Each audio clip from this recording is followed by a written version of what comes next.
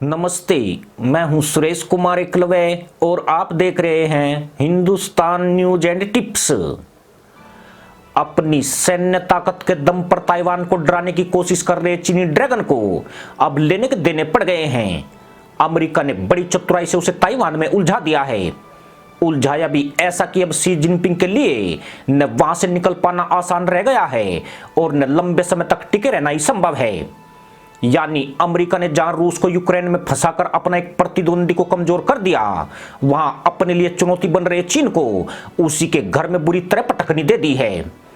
यकीनन अमेरिका की मंशा चीन को ताइवान से भिड़ाने की है। यही वजह कि नैन्सी पेलोसी के ताइपे दौरे के बाद उसने अपने सांसदों का एक दल भी ताइवान भेज दिया है। यह प्रत्यक्ष तौर पर चीन को उकसाने की कोशिश है। यही नहीं, ब्रिटेन के सांसदों का प्रतिनिधिमंडल भी जल्दी ही ताइवान की यात्रा पर आने वाला है। खास बात यह है कि ड्रैगन इस पूरे खेल को समझ रहा है, लेकिन अपनी संप्रभुता के लिए उसे कुछ तो करना ही पड़ेगा। और अगर उसने सिर्फ गिदड़ भभकी से ही काम चलाया तो अपने अगले कार्यकाल की तैयारी कर रहे शी जिनपिंग के लिए डगर आसान नहीं रहेगी।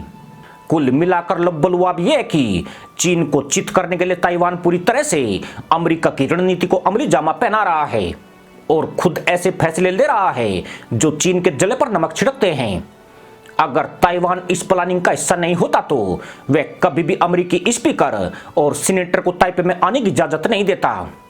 यानी ताइवान जानता है कि अमेरिका का मकसद क्या है और उस मकसद से ताइपे को कितना फायदा हो रहा है।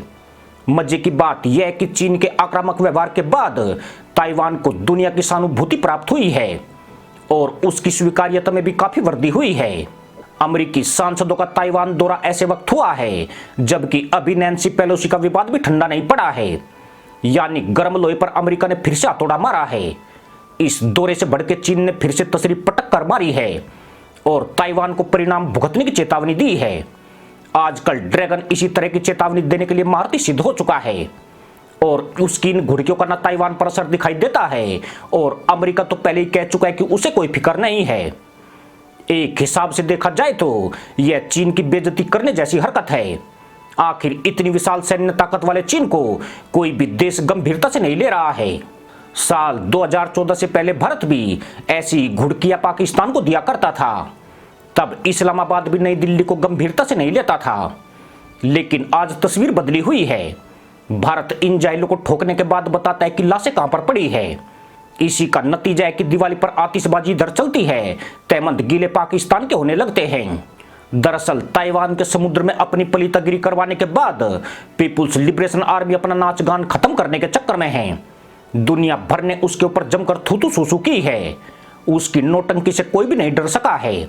उल्टा चीन को एक उल्टा कहा जा रहा है। शी जिनपिंग ने जिस तरह पीएलए को ताइवान स्टेट में उतारा था, तब बीजिंग को ऐसी उम्मीद थी कि इससे पूरी दुनिया दहशत में आ जाएगी और सभी शी जिनपिंग को मनाने के लिए दौरे पर निकल पड़ेंगे। पर किसी भी एक देश ने उसे रत्ती भर भी भाव नहीं दिया है। जिनपिंग को लगता था कि इस तरह प्रेशर क्रिएट करने से कोई न कोई समझौता हो जाएगा, मगर किसी ने चीन को घास तक नहीं डाली है। अब हालत यह है कि उसकी बेइज्जती ज्यादा हो रही है और पल्ले कुछ भी नहीं पड़ रहा है। पर दिक्कत यह भी है कि चीन भागना तो चाहता है, पर अमेरिका है कि उसे भागने भी नहीं देना चाहता है।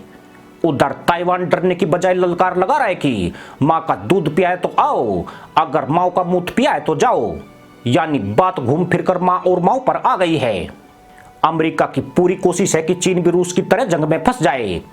उसका मकसद सिर्फ अपने हथियार बेचना नहीं है, बल्कि अमेरिकी वर्चस्व को सुरक्षित करना है। चीन की चुनौती फिलहाल बकलोली तक ही सीमित है, लेकिन वह भविष्य में वाशिंगटन के लिए जरूर खतरा बन सकता है। चीन के पूर्व तानाशाह हू जिनताओ अंतर्राष्ट्रीय पॉलिटिक्स में नहीं फंसे और चुपचाप चीन की उन्नति के लिए काम करते रहे। लेकिन शी जिनपिंग की महत्वाकांक्षा के चलते आज यह देश तबला बनने की तरफ बढ़ रहा है, जिसकी कई देश बचाने की तैयारियों में जुटे हुए हैं। साल 2012 से पहले चीन अंतर्मुखी मुल्क नजर आता था, लेकिन अब वह हर मुद्दे पर आक्रामक होता जा रहा है। खास बात यह है कि कई देश उसे उकसाने की राजनीति कर रहे हैं। अक्टूबर में चीनी कम्युनिस्ट पार्टी की 20वीं कांग्रेस के बाद चीन में नए तानाशाह को चुना जाएगा।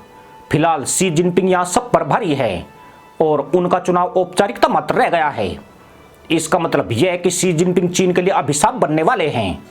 उनका अगला कार्यकाल विवादों का कार्यकाल बनने की उम्मीद है।